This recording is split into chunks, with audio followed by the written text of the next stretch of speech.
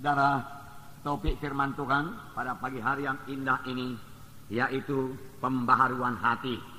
Hati yang berubah menjadi baru. Tuhan menghendaki hati kita ini berubah. Dalam mengikut Tuhan, kita tidak boleh terus-menerus memakai hati yang lama. Hati kita harus berubah menjadi hati yang baru. Tetapi banyak anak-anak Tuhan kurang memperhatikan perubahan hatinya. Pada akhir-akhir tahun ini, saudaraku, marilah kita memperhatikan hati kita. Sudahkah hati kita ini berubah? Bertambah-tambah mengasihi, bertambah-tambah memperdulikan orang lain. Doa kita juga, saudaraku, bertambah-tambah kepada orang lain, kepada sesama saudara-saudara seiman, saudaraku. Sudahkah hati kita ini, saudaraku, bertambah-tambah sabar, saudaraku, bertambah-tambah murah hati, bertambah-tambah tidak cemburu, bertambah-tambah tidak mementingkan diri sendiri, dan tidak sombong, saudaraku, dan lain sebagainya, sebagai yang tertulis dalam buah roh itu, dalam Galati 5, saudaraku. Saudara, dengan jujur nanti kita boleh mengaku kepada Tuhan, dan kita mau Roh Kudus yang membentuk kita dalam hal ini. Sepanjang kita sudah sadar dan kita mau berubah, saya percaya Roh Kudus mau mengubahkan kita. Tetapi banyak anak-anak Tuhan, saudaraku, hanya mengejar karunia-karunia Roh Kudus. Sebab karunia-karunia Roh Kudus itu luar biasa. Karunia-karunia Roh Kudus itu, saudaraku, ya bisa membuat pelayanan kita terkenal, saudaraku. Dan orang mengenal kita sebagai hamba Tuhan, orang yang dipakai Tuhan, dan sebagainya, saudaraku. Jadi banyak anak-anak Tuhan berdoa buat karunia-karunia Roh Kudus, tetapi kurang berdoa buat hati Yesus. Kurang berdoa buat karakter-karakter Yesus supaya jadi dalam hidupnya. Firman Tuhan berkata dalam 1 Korintus 14 ayat 1, saya membacakan kepada saudara. 1 Korintus 14 ayat 1. Di sini dikatakan, saya membaca, kejarlah kasih itu dan usahakanlah dirimu memperoleh karunia-karunia roh, terutama karunia untuk bernubuat. Kejarlah kasih itu. Usahakanlah dirimu beroleh kasih itu lebih dahulu. Kemudian usahakan lagi dirimu beroleh karunia-karunia roh, terutama karunia untuk bernubuat. Jadi yang pertama, saudaraku, yaitu mengejar kasih. Kasih yaitu soal hati. Karunia-karunia roh itu soal kuasa. Kasih itu, saudaraku, soal hati. Hati yang mengasihi, hati yang tergerak oleh belas kasihan. Kejarlah itu, Tuhan berkata. Itulah dia hati Yesus. Hati yang murah hati Yesus, saudaraku. Hati yang mengampuni, itulah hati Yesus. Hati yang tidak cemburu, itu hati Yesus, saudaraku. Kejarlah itu, Tuhan berkata.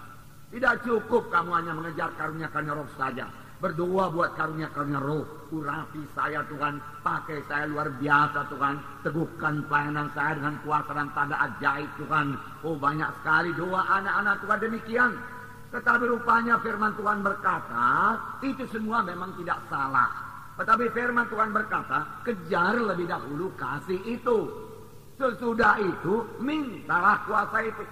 Mintalah karunia-karunia rohani. Tidak ada salahnya, Tuhan berkata. Tetapi kamu juga harus memiliki buah-buah roh. Harus memiliki buah roh. Harus memiliki kasih. Kasih dalam hati kita. Saudaraku, sesudah kita jatuh kepada dosa, hati kita sebenarnya mengasihi diri sendiri. Bukannya lagi mengasihi Tuhan dan mengasihi sama manusia sebagaimana yang dimaksudkan Tuhan. Tetapi kita sudah banyak mengasihi diri kita sendiri. Oleh sebab itu kita perlu berdoa supaya Tuhan mengubahkan hati kita lebih dahulu. Menjadi hati yang baru. Menjadi hati yang mengasihi. Hati yang suka menolong. Hati yang suka kebaikan orang lain. Hati yang tergerak oleh belas kasihan melihat jiwa-jiwa berdosa atau jiwa-jiwa keberatan. Bagaimana Tuhan melihat seorang yang sakit kusta, yang berdoa kepadanya, Tuhan, jikalau engkau mau, engkau sanggup menyembuhkan aku. Firman Tuhan mengatakan bahwasanya pertama-tama hati Yesus tergerak oleh belas kasihan. Lalu dia mengulurkan tangannya dan menyembuhkan orang tersebut. Dalam perumpamaan orang Samaria, ada seorang yang turun dari Yerusalem ke Jericho. Dia dirampas oleh penyamun-penyamun, memukulnya, meninggalkannya hampir mati. Lalu lewatlah seorang imam, dia melihatnya, hatinya tidak tergerak oleh belas kasihan. Dia punya kedudukan dalam gereja. Dia dihormati dalam gereja, saudaraku. Dia orang yang beragama, saudaraku. Tetapi hatinya tidak tergerak oleh belas kasihan. Tidak tergerak untuk menolong. Dia melihat, dia melewatinya saja, saudaraku. Kemudian datang lagi seorang Lewi. Yang juga orang beragama. Terkenal, saudaraku, memegang hukum Taurat, saudara. Tetapi hatinya masih hati yang lama. Dia lihat orang yang dirampas itu. Kemudian dia lewati, dia berjalan lalu, saudaraku. Saudara, kemudian lewatlah seorang Samaria yang kelihatannya tidak sebagai orang yang beragama. Akan orang mengatakan itu orang kafir. Tetapi dia memiliki hati yang baru, hati yang mengasihi. Ketika dia lihat orang yang dirampas itu, hatinya tergerak oleh belas kasihan. Hatinya tergerak oleh belas kasihan. Dan tidak sampai di situ saja.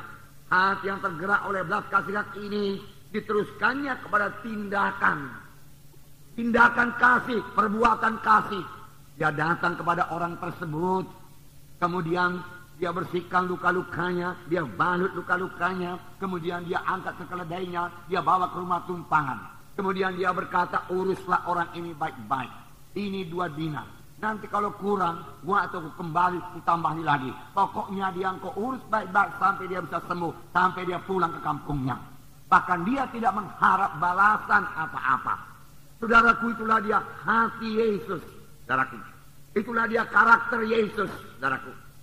Itu yang perlu kita miliki, saudara. Memang kita perlu kuasa, perlu. Tanpa kuasa juga tidak bisa melayani, saudaraku. Tetapi lebih penting hati ini, hati yang berubah. Hati yang mengasihi. Dan Tuhan mau memberikan. Sepanjang kita sudah menyadari diri kita butuh hati yang baru. Butuh hati yang mengasihi. Sepanjang kita sudah menyadari kasih kita begitu miskin. Kita bisa berseru kepada Tuhan. Tolong aku Tuhan. Barui hatiku Tuhan. Penuhi hatiku dengan kasih Tuhan. Saudaraku, dari genapkanlah 1 Korintus 14 ini. Kejarlah kasih lebih dahulu. Kemudian usahakanlah dirimu beroleh karunia-karunia rohani. Bukan kebalikannya. Karunia-karunia rohani dulu Tuhan. Aku mau puasa Tuhan. Pakai aku Tuhan. Luar biasa Tuhan urapan atasku Tuhan. Oh haleluya Tuhan. Pelayananku penuh dengan tanda jaib, tanda mujizat. Yang membawa jiwa-jiwa kepada pertobatan. Kalaupun itu terjadi, saudaraku. Sesudah jiwa-jiwa itu bertobat. Saudara tidakkah sanggup juga melayaninya? Kenapa, saudaraku? Karena kasih Tuhan masih sangat miskin dalam hati kita, saudaraku. Saudara, jadi jangan terbalik, saudaraku. Kejar kasih lebih dahulu, baru karunia-karunia roh, baru kuasa, baru urapan, saudaraku. Nah,